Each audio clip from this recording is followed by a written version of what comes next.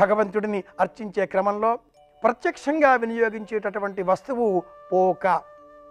అలా గణపతికి ప్రతీకాత్మకంగా గణపతి అర్చామూర్తి లేకపోతే కూడా పోక చెక్కనే పోకనే గణపతిగా భావన చేసి 2 పోకలు పక్క పక్కనే పెట్టి పూజ చేస్తూ ఉంటాం. గువాకము అన్న పేరిట, పిళ్ళయ్యార్ అన్న పేరిట తమిళ ప్రాంతంలో పోకలనే గణపతిగా పూజించాలి అని శాస్త్రం.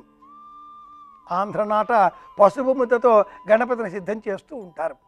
పసుపు ముద్ద రూపంలోనైనా పోక రూపంలోనైనా గణపతినే కదా మనం పూజించేది అనుకున్నప్పుడు ఈ పోకకు ఉండేటటువంటి వివిధములైన నామములలో క్రముకము 1, కవురము 2, గువాకము 3, పూగము 4వది.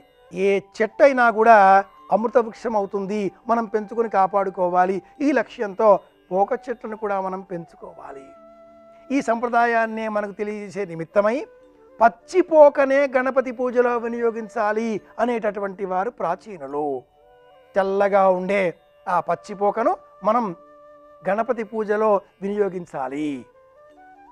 ఈనాటి కాలంలో పచ్చి తెల్ల పోక దొరకక ఎండు తెల్ల పోక వినియోగిస్తారు, లేదా నల్ల పోక వినియోగిస్తారు, లేదా పసుపు ముద్ద పెట్టేస్తూ ఉంటారు.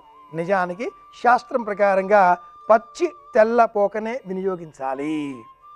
ఆరోగ్య సంబంధిత ఇబ్బందులు కలవారు, విదేశాలకు వెళ్ళాలి అనే కోరిక కలవారు పరమశివుడికి గణపతికి చెప్పబడిన సంఖ్యలో 9, 7 ప్రదక్షిణలు చేస్తూ ఆ సంఖ్యలో గణపతికి పోకలు సమర్పించినట్లయితే వారి సంకల్పం సిద్ధిస్తుంది.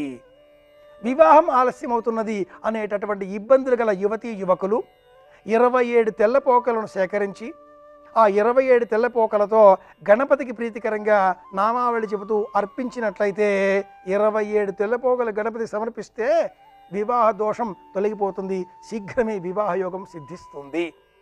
తెలుసుకున్నాం కనుక పాటిద్దాం, పోక చెట్లు పెంచే ప్రయత్నం చేద్దాం.